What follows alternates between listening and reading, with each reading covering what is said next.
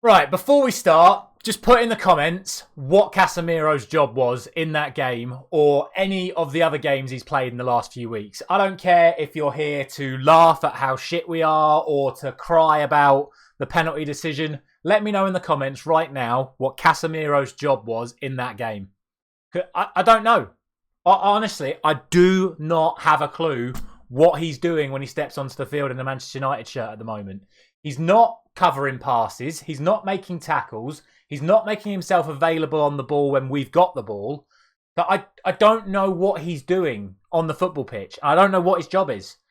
And it's the biggest detriment to our team right now. The amount of passes that just bypass him, where they'll pick the ball up either in defence or in midfield and just play a ball to an outside winger or into the forward player. And I'm not just talking about today. This is the last few weeks.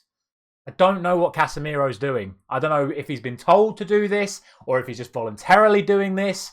But I honestly, I don't know. I honestly do not know what is going on with Casemiro at the moment. So if you know, let me know in the comment section because I'm at an absolute loss with Casemiro right now. Now let's talk about the game. And firstly, I'm going to talk about the referee, who was shocking. And I mean this for both teams. Firstly, how he's given a penalty to Manchester United for the handball, I do not know. It's deflected up and then hit his arm, something that we've been told they're not going to give penalties for anyway. Secondly, he's not overextended his arm. He's turned. It's a natural movement. The ball has deflected, so Adam Smith has turned. It's a natural movement. It's hit the outside of his elbow. It's never a penalty.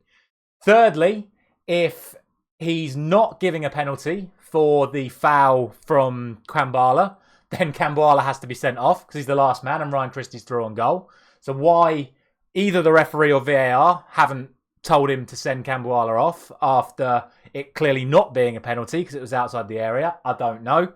And then finally, the amount of soft decisions all game for both teams.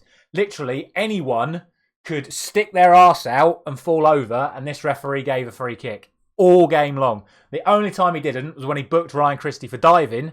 But I don't think that was a yellow card for diving either. Because you see there is contact from Dalot. It's not enough for a penalty. Don't get me wrong. It should never be a penalty. But there's still contact. So under the laws of the game, Christie shouldn't be booked for diving. So, referee, absolutely abysmal. And then Manchester United, an absolute abysmal. One player deserves credit today. Sort of like 1 2/3 deserve credit today. Bruno Fernandes was fantastic. He did not stop, and I'll give him his due because I've given him a bit of stick over the last few weeks. He was the only player from start to finish who did not stop running and trying everything in his power to pull out a result for Manchester United today. The other players who I can give honourable mentions to are Maguire and Kambwala. Yes, Kambwala slipped for the first goal. Yes, he almost gave away a penalty at the end, but his all-round play, his 50-50 duels with Solanke, he did very, very well. He made a lot of important tackles, a lot of important interceptions, and Maguire did exactly the same, minus the mistake, obviously, for a Bournemouth goal. So I'm happy with them. I would give credit to Onana, but I can't because as many goals as Onana saved today, I think he also cost us as well. So let's talk about the goals next. First goal comes from another poor touch from Garnacho. I've spoken about it a few times over the last couple of months. As well as Garnacho's been playing, his first touch seriously needs to be worked on. We're talking Lukaku levels of first touch from Garnacho at the moment. It pings off him. And he's got no excuse for this one because Højlund chests it down to him. Not like he heads it full pelt at him. Højlund cushions it off his chest for Garnacho to just take it on the run. And it just balloons off Garnacho's foot into, I think it was Lewis Cook, who then puts a fabulous ball through. Yes, Kambwala slips. Lots of talk about Bournemouth overwatering the pitch.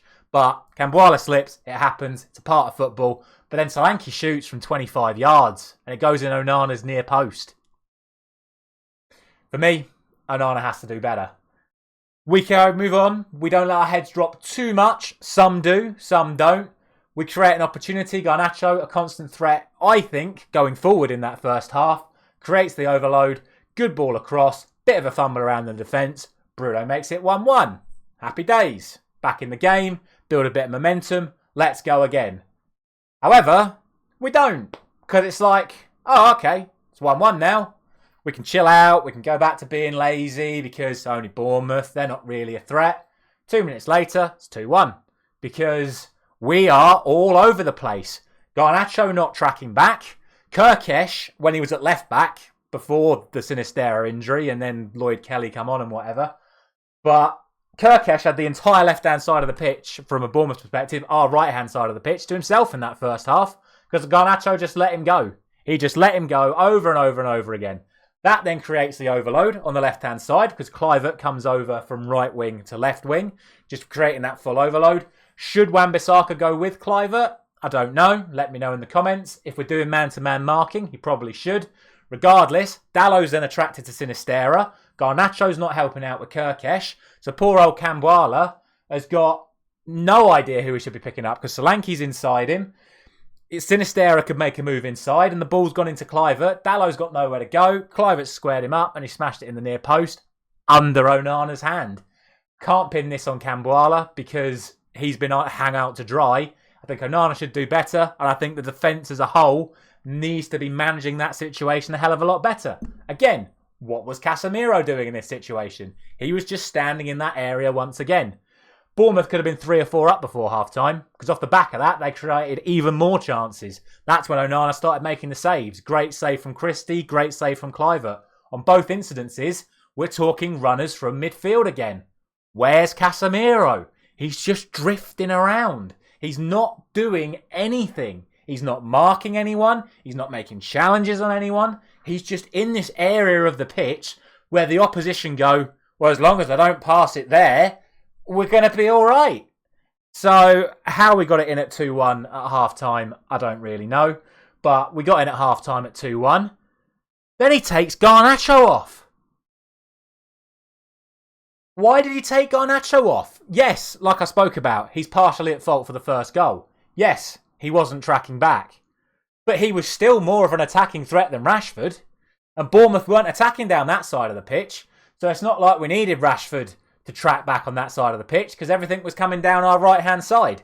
The reason why everything was coming down our right-hand side is because every time we got the ball, Dallow went into centre-mid and Garnacho went into centre-forward. We didn't have a right-hand side of the pitch in the first half. So riddle me that. But to take Garnacho off when he's been arguably our best player in the last 2 months is absolutely mind-boggling. Rashford did nothing in the first half, proceeded to do nothing in the second half. So what was the point? Not that Ahmad did much better, but again, we didn't get the ball out to that side of the pitch. Everything was going left to Rashford, who just kept losing it. I don't get it. I really don't get it. And then the second substitution, to take Casemiro off for Mount, not Casemiro, to take Mainoo off for Mount instead of Casemiro. Again, why have you hooked 2 teenagers who have been playing phenomenally, and you've left on these players that are on 400,000 a week who are just seeing out the rest of the season? I don't get it. Erik ten Hag has to come under some severe criticism for those substitutions again, because you can't make those you can't justify them. That's the thing for me. You cannot justify those substitutions. If he says in his post-match interview, we did it for this reason or this reason or this reason, I don't care. When Rashford's playing that bad and consistently playing that bad, when Casemiro is playing that bad and consistently playing that bad, why are they the players that are playing the whole game? We had a group of teenagers on the bench who would have been well up for it, well up for coming on. Didn't bring a single one of them on. Not a single one. We had Ethan Wheatley on the bench, who's had a fantastic season in the under-18s. Højlund looked a little out of his depth today. He didn't look up to the physical battle against Senesi and Zambrani. They absolutely bullied him. Why not give the youngster a chance? What's the worst that's going to happen? You're going to go from Erasmus Højlund, who's not giving you anything in this game, to an Ethan Wheatley, who, worst case scenario, will do as well as Højlund was doing. Give them a chance. I just don't get it. I really don't. And look, I've already talked about the penalty. Penalty's absolute potluck. No way it should be a penalty. Fair play to Bruno, like I said. He worked his socks off. He deserved his 2 goals today. And thankfully, we get ourselves a single point after being outplayed by Bournemouth for the second time this season. We lost 3-0 at home. We've drawn 2-2 away. Very, very luckily. It was in our hands again. I don't care what anyone says. You look at the remaining fixtures for Tottenham and Aston Villa. It is still within our hands, or it was still within our hands, to get the points to get us into a Champions League place. Because I will be shocked if Aston Villa and Tottenham get enough points whereby if we'd have won all of our remaining games, we wouldn't have overtaken them. If anything, right now, I'm looking at Newcastle to be the team that gets Champions League football. Their remaining fixtures are absolutely lovely.